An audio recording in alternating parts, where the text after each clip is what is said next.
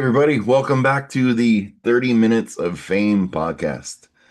I'm excited about this one. I've been stuck in the 80s metal for, well, I'm 50 and I still can't stop listening to that stuff. And this is Dan from BC, who was the one of the founding members of just an amazing band I've been listening to the last few days called Harlots Webb. And Dan and I met through a comment I had left on someone that's in recovery, and here we are. And Great to Dan, be here, welcome to Dave. my show. Great to be here, my friend. So, Harlots Webb, when did you guys start? The story of when you picked up your first guitar? Let's hear that. Oh, geez. First guitar. I was about 15 and I had a paper route. I wanted to be a musician. And I earned enough money to buy a cheap little guitar and a little tiny amp. And I bought a book. Okay, this is chord structure. These how the scales work. So, I was just in my room like 8 hours a day after school, just figuring out how to play guitar. And so my mom was a piano teacher, and her mother was actually a concert pianist, but I didn't feel that I'd get a rush out of piano. So I figured, you know, you looked up the bands I was listening to at the time, like Kiss, and it looks like those guys are having a lot of fun. So I want to be a guitar player. So off I went into my little cave and learn how to play, and got frustrated a lot because, hey, this is harder than I thought. Yeah, it just goes from there. What was the very first song you learned how to play? I know me when I picked up my guitar at 15, it was the first four bars of Dr. Feelgood, and then my parents heard that for like 18 hours straight every day. Yeah, my first song I learned was "She" from Kiss. Oh, okay.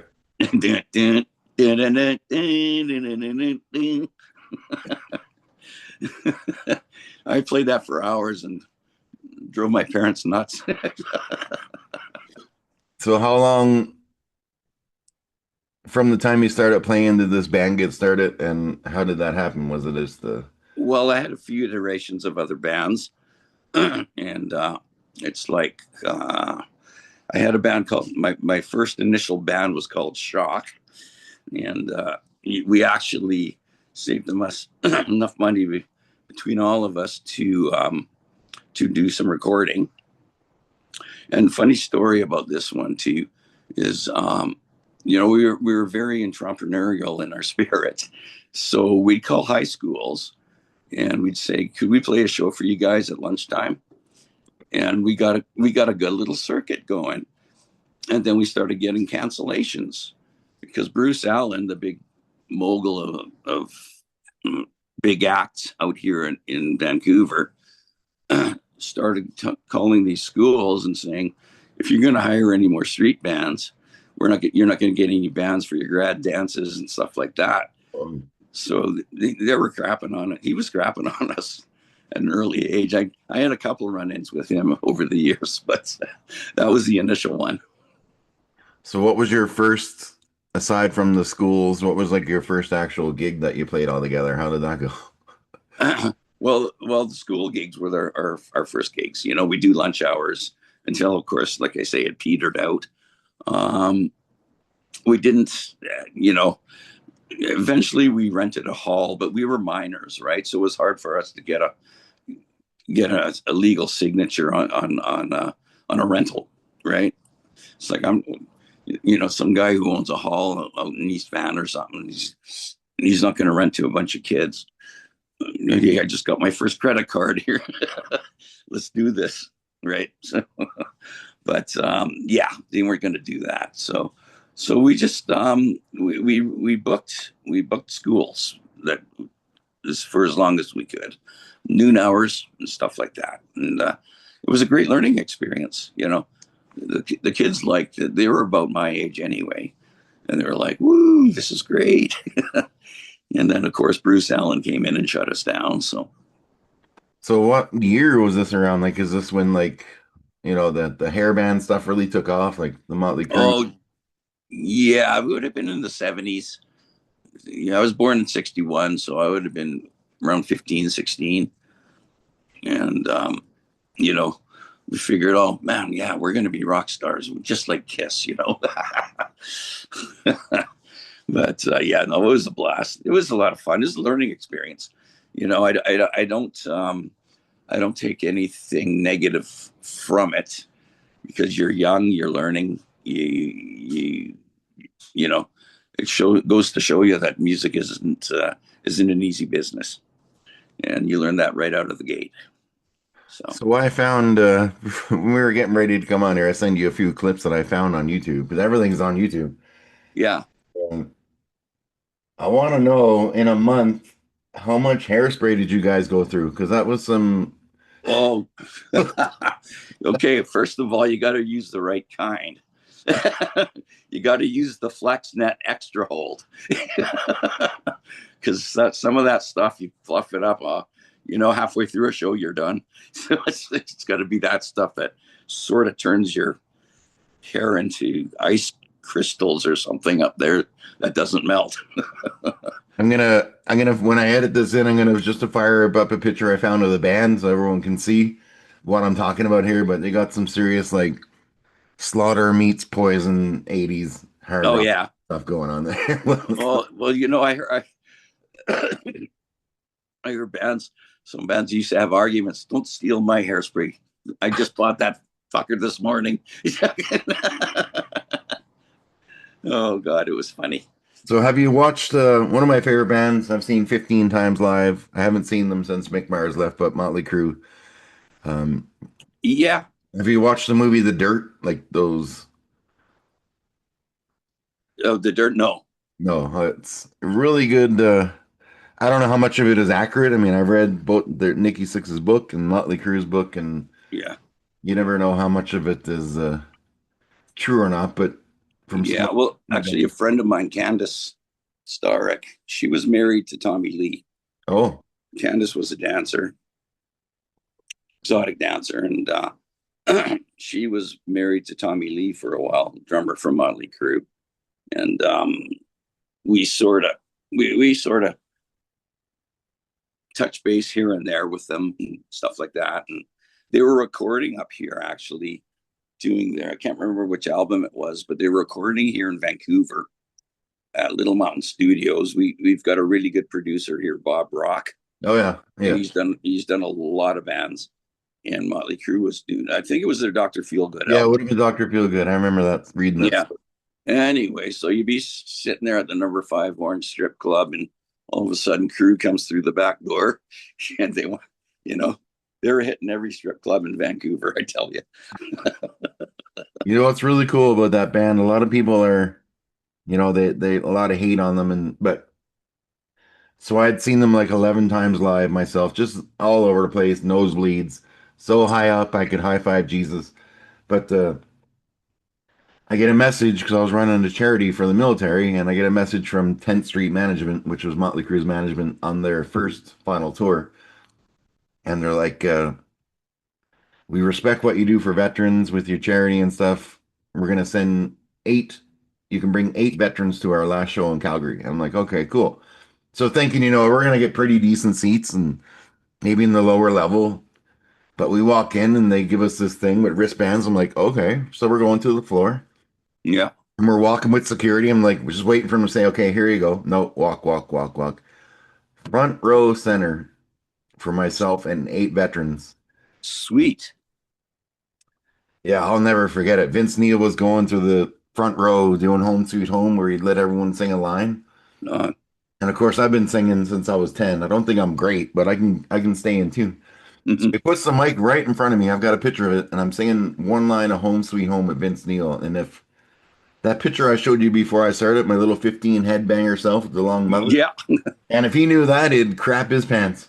That was one of the coolest nights of my life. Oh man, that's awesome. Stuff like that happens, eh? Yeah. Now you Must. mentioned you've got a connection with Paul Stanley. What's the story of that? Like, Well, he follows me on Twitter, X, and that was it's called. And we just chat. Like, I mean, his sons aren't much younger. His son isn't much younger than me, so it's like he's getting up there. I think he's 74. He said, yeah. but and then I'll be 65 in the end of May. So we're not too far apart. But him and Gene's son formed a band, Stanley Simmons Band or something like that, and they're out doing their thing. I've never heard it myself, but Yeah, apparently, I've watched them on TikTok live. They go on, they keep popping up and they do like just live streams where just playing and talking to people. no, cool, It's cool. amazing how much he looks like Paul Stanley. It freaks me out. Like it's, Yeah, yeah. Is that is it? His kid's name's Evan or something. I don't know. All I ever know come up is this Stanley Simmons is what they're called. I don't know their first name. That's right. Yeah, Pop it up in my suggestion post, but yeah. pretty talented. It's unreal. Oh, that's great. It's great to see the next generation moving on and doing stuff. You And know, my daughter is about to turn 12 and she's like, she was all into Taylor Swift and Shawn Mendes and all this stuff. oh yeah. And then she comes in the room with this song on her earphones. She's like, Dad, have you ever heard of Offspring? Oh boy. I'm like, oh yeah. Oh, I welled up I almost started crying. Oh, And they're like Offspring. She's like listening to old Aerosmith and like Ozzy. sweet. Thank you, Lord. This is great. Yeah. Oh man. Oh, that's awesome. That's awesome. Yeah, for a little while there, we had a lot of these guys coming into town to record at Little Mountain with Bob Rock. And the Motley Crue, Aerosmith was here. Um, and Hart was here. They actually had recorded here years ago in some other, not Little Mountain, but there's another studio here. They did a bunch of their stuff here. One of them was from Seattle, and so they were well known around the city. So I know we crossed paths on somebody posting about addiction and recovery, and I know a lot of the books I've read and the movies I've seen, the band scene back then was a lot of drugs going around. Yeah, yeah, absolutely. You have your own But personal story with that, or what that was like playing with that band and being around? yeah, well, a personal story is, I was sort of on my mother's side of the family, which is a large French Canadian family. She had 11 brothers and sisters. They were all musicians, but there was also a streak of addiction going on there. My mother, not so much, but a lot of her brothers and sisters really, really sort of felt prey to that. And, I did myself to a degree since I was 16. It's like, boy, I where can I find a hit of purple microdot, right? And that kind of stuff. And it's funny because there was cigarette companies used to market to us. I don't know if you ever heard of that before, but they come to schools, they give you 2 cartons of cigarettes, one marked A, one marked B, and all you got to do is smoke them, tell them which one you like better, and then they give you money, you know. And they're doing this to 15, 16-year-old kids. And I thought, oh, this is great, you know. I mean, I thought smoking was okay. My father smoked, my great aunt smoked. Everybody smoked, right? And smoking was a big thing, you know. But so I figured, hey, this is great. All I got to do is tell them what I like, and I get free cigarettes and money. Wow. That wouldn't happen now. My goodness. Yeah, that's for Can darn you sure. imagine? Oh, oh yeah, yeah. Well, it's funny because they know people who smoke are most likely to die sooner, and so they're marketing to their next batch of victims, if you will, and we start them young. There was a whole thing. I saw it on CBS 60 Minutes or something like that, where they're actually targeting young people to get them hooked, get them addicted, and that way, when the older ones die off, the younger ones are already addicted. So it's kind of a sinister theology, but it's true and it happened. That I sounds, don't think it happens anymore. I, yeah. I highly doubt it. Oh yeah, I doubt that. There. Yeah. But back then, there weren't too many checks and balances.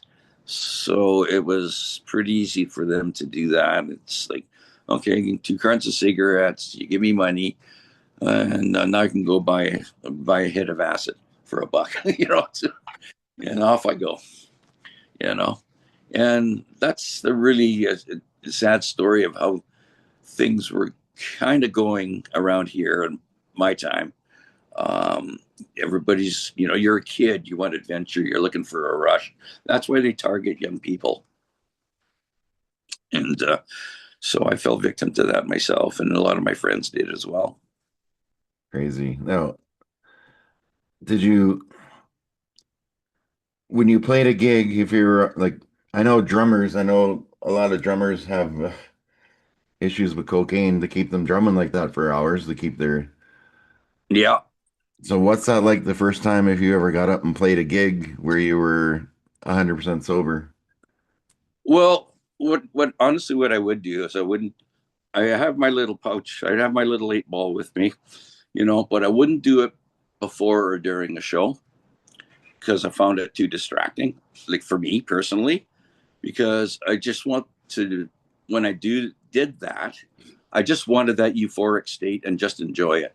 I don't enjoy it if I was always serious about my music. So things got to be tight, things got to be clean. People are paying to see you. You don't start doing drugs and getting all weirded out when you're performing.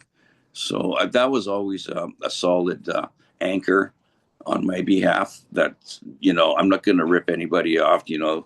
They paid in to get here; they're hard earned money, and I'm not going to let them down because I'm a coke freak.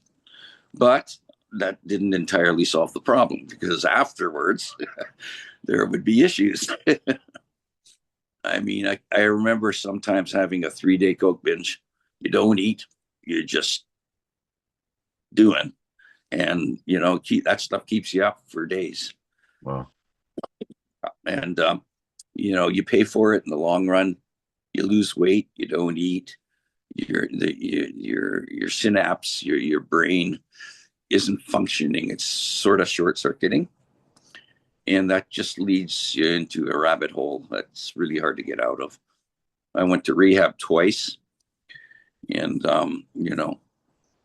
and I finally you finally got to, when you're an addict, you finally got to have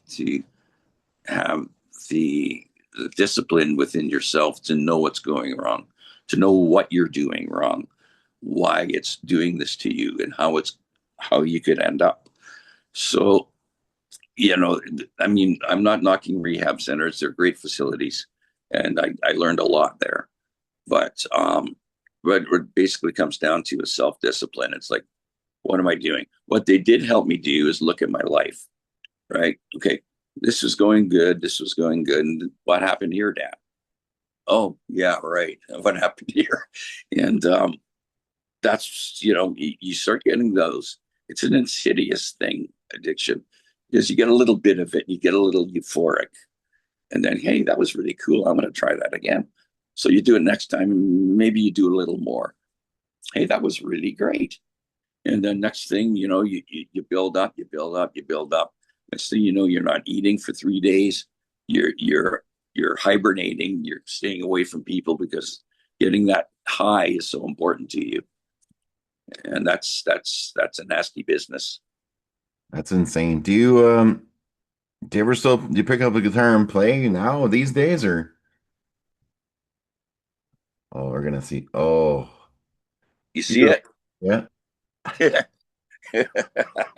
Oh yeah, I play all the time. Oh, that's beautiful. Man, I was watching some of those clips. I'm gonna pick whatever song you want because I found tons of stuff on YouTube. There's one full 90-minute show from your band. Um, Oh geez. I'm gonna No. edit one of them into this episode, and then just so people can see and hear a bit of Harlots Webb here. Oh, that'd be great. So, how long was the band together? What caused the breakup? And um, we were together for quite a few years. Um, we had 2 different singers. One singer didn't work out. The second singer was okay. But things start getting weird. There's a weird dynamic that can happen in bands. sing, I found through experiences that singers can be somewhat on the self-centered, egotistical side. They come into practice and goes, yeah, one of these days I'm just going to drop you guys and do this, and that, and it causes friction because you're not a cohesive unit anymore.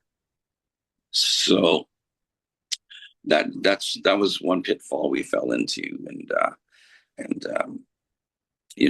there's drugs going on and stuff like that. So people's anger, if you will, gets magnified, and because the person, me for example, doing the drugs isn't thinking straight. What are we really doing here? I don't So know if, I don't know if you yeah, ever seen the movie Rockstar with Jennifer Aniston and Mark Wahlberg. yes, I did. That's Yeah, that's one of my favorite films, man. That Steel Dragon song, "We All Die Young." yeah, That's yeah, still on my playlist, and it'll never go off my playlist. But that yeah. kind of reminded me of that, right? It's kind of what happened with that band Yeah. and the singer. Well, yeah. There is an old saying. It's like I can't remember what it is. You know, uh, rock hard. What is that saying? Rock hard, play hard, die young, leave a good looking corpse. That's it. That's my clip for this episode. That's what I'm. Boom. That would have been a music. We're laughing.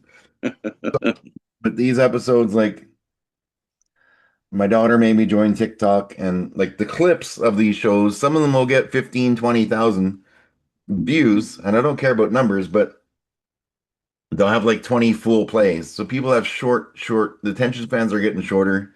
Hmm. But all that matters is the people that watch and go get help or something, or reach out, or maybe they're going through an addiction or they've been through something. I've had just about every kind of guest you could imagine on here. No, I'll bet. One of my But biggest there is. one of my biggest wake up calls was having Miss Texas on.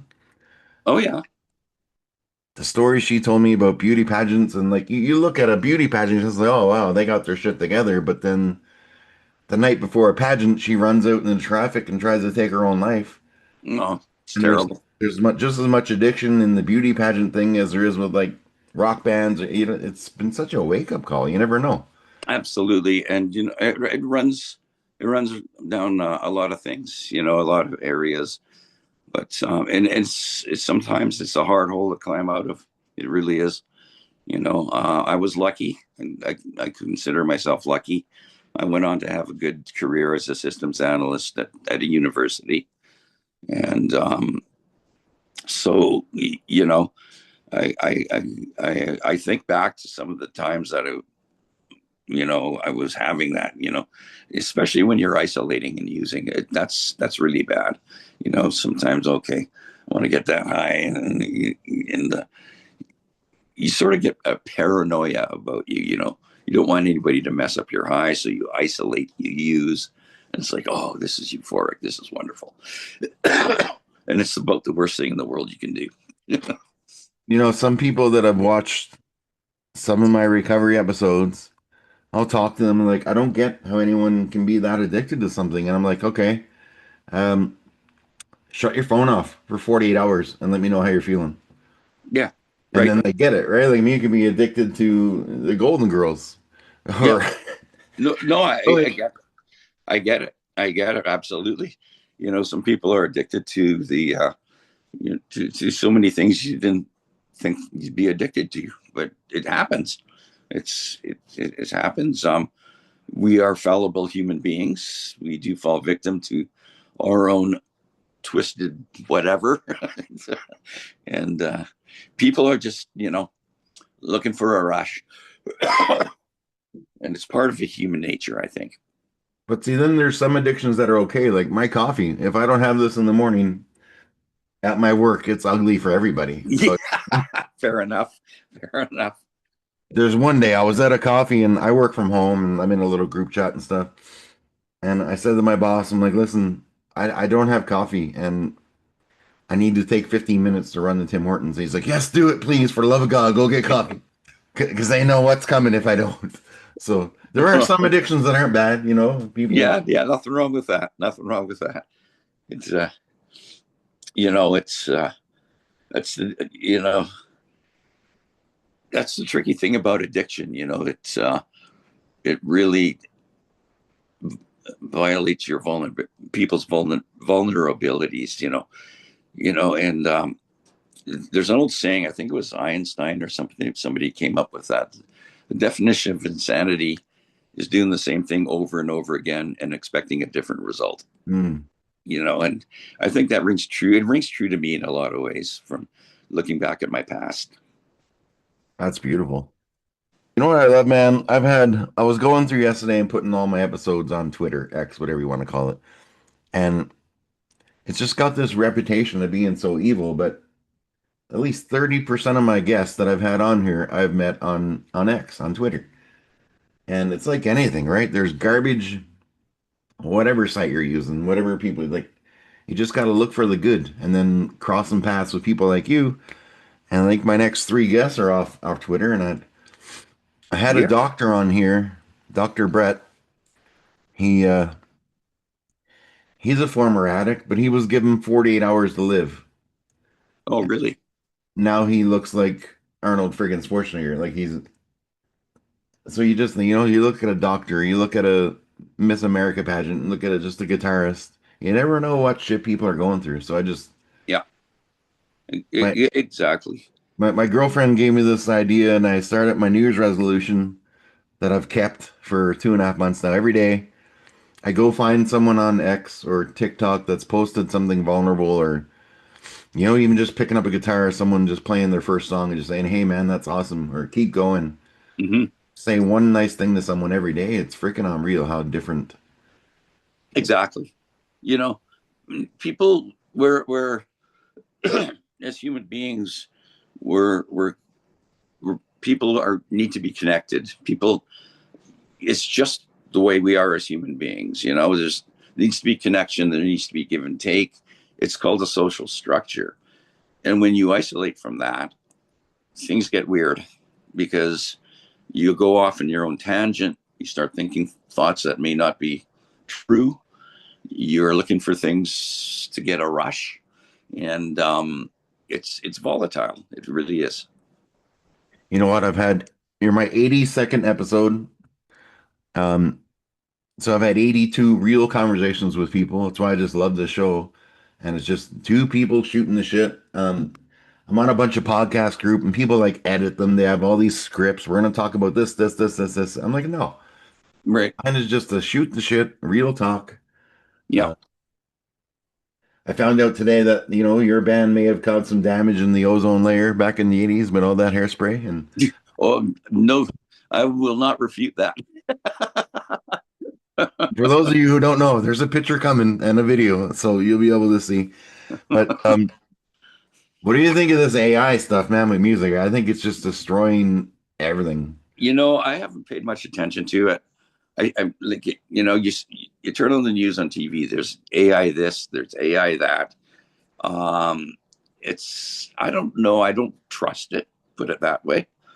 Um, it doesn't seem like it's human enough to be trusted. I don't know if that makes sense what I just said, but you know what I mean? It's Well, I found a lot of bands that are being created on Spotify. I found a few of them where people are like, okay, what's your band member? Show us your pictures. But it's just someone you just pop lyrics. You don't even need to write your own lyrics. You go to one, write the lyrics. You go to another one, pop it in, and all of a sudden it's a full song that sounds right? yeah, Like, yeah, yeah. To me, that doesn't seem. It's not honest and real. yeah. Music.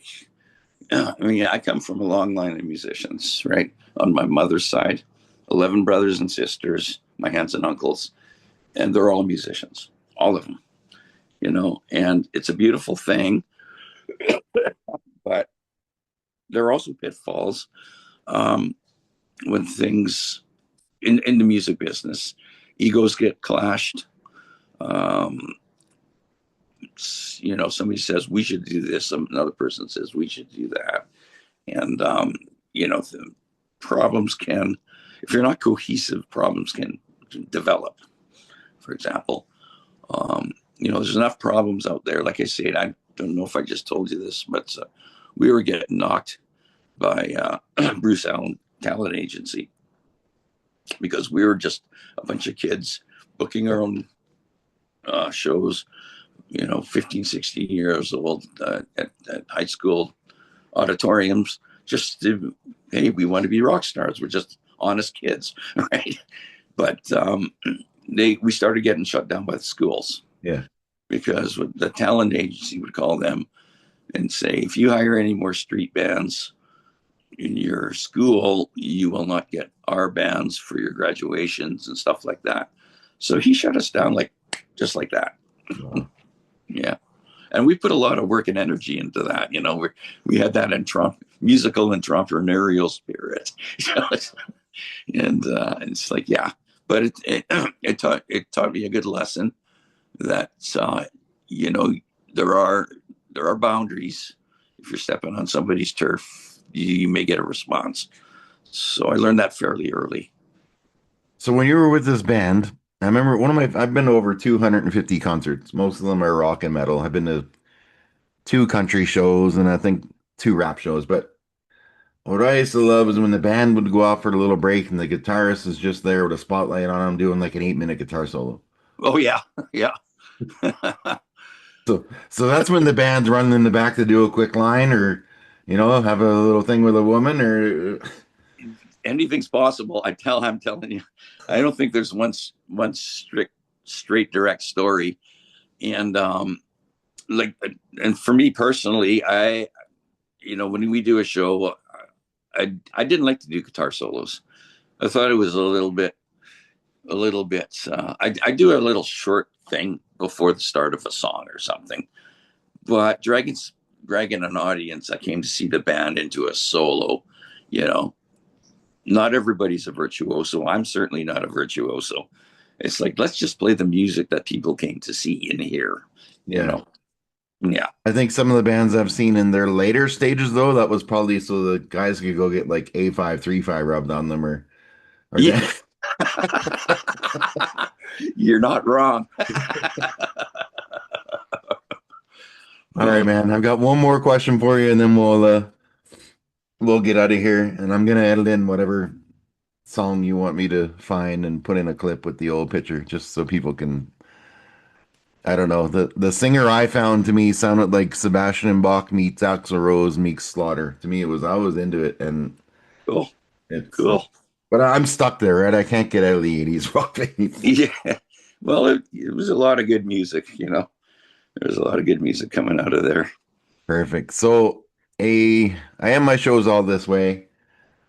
A 100-meter pigeon carrying contest.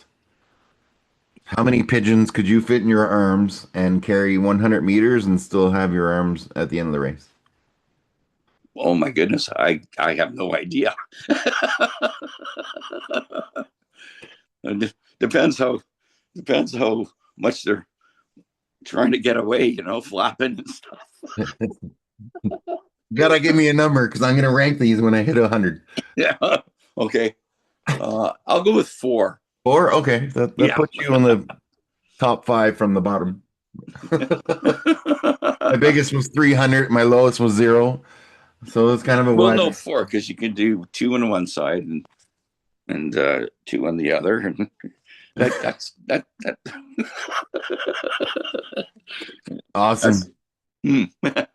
So yeah, man, just keep being positive. I noticed you put a lot of comments on people's posts that are in, recovery and the sober movement on Twitter and Yeah, it's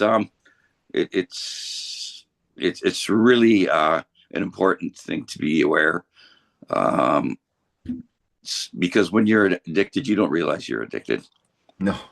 It's like, hey, life is great. You're not thinking about, geez, I got no more money left for the next month, and you're living in the moment that way, and that's a dangerous way to be. It doesn't reflect any positivity. You're not accomplishing anything. It's a self-serving need of the moment. Yeah. I love it. Well, anybody watching, if you're going through anything, just reach out to someone. If if Paul Stanley happens to watch this, send your son and Gene's son my way. I'll have them on the show. Yeah, But right on. maybe he'll repost this with your old buddy there. But yeah, thanks for coming on with me, man. Thanks for giving me a little taste of what the '80s metal scene was like behind the scenes. And Yeah, my pleasure, Dave. Anytime. here's an idea, man. If you go on the live or on the TikTok and just shred some old stuff on those guitars and maybe teach the new generation some tricks. Yeah, that's not a bad idea. Maybe I will. I'll do my own shredding podcast.